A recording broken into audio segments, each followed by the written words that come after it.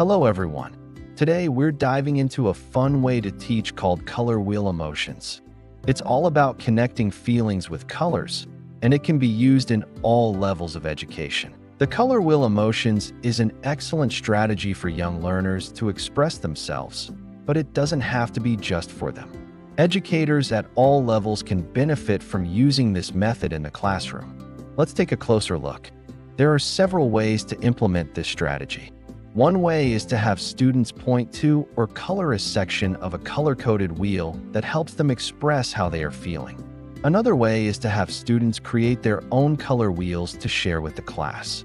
This allows students to think about different emotions and how they might be represented visually. The color wheel emotions method is particularly effective in elementary classrooms because it caters to visual and interactive learning styles.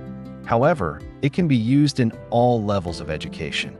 For younger students, the activity can be done as a quick check-in at the beginning of class to gauge how everyone is feeling. It can also be used as a warm-up activity to get students thinking about emotions and how they are expressed. For older students, the activity can be used as a discussion starter or as a way to process difficult emotions.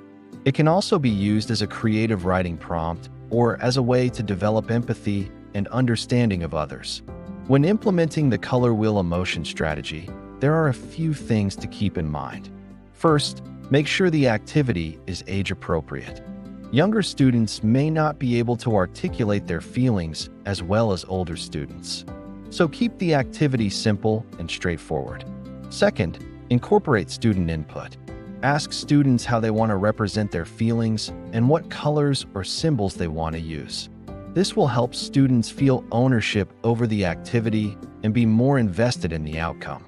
Third, encourage collaboration. Have students work together to create a class color wheel or share their individual color wheels with the class. This will help students learn from one another and build empathy and understanding of others. Fourth, use colorful, tactile materials or visual aids to reinforce concepts. Younger students may benefit from using manipulatives such as colored blocks or Play-Doh. Older students may prefer using digital tools such as Google Slides or Canva. Fifth, provide opportunities for students to reflect or present their work. This can be done through a class discussion, a written reflection, or a creative project. By reflecting on their emotions and how they are expressed, students will be better able to understand and manage their feelings. It's also important to modify the approach to suit diverse learners. Some students may need additional support in expressing their emotions, while others may need enrichment activities. For example, some students may benefit from using a graphic organizer to help them write about their feelings. Others may enjoy creating art inspired by their emotions. To get started with the color wheel emotion strategy, start by asking students how they are feeling today. You can do this verbally or with a class poll. Then ask students if there are other ways to describe how they are feeling. Encourage students to use descriptive words and phrases. Next, introduce the concept of color and how it can be used to represent emotions. You can do this by showing students a color wheel and asking them to match colors with emotions. Finally, have students create their own color wheel emotions diagram. They can do this on paper, using digital tools, or even with art supplies.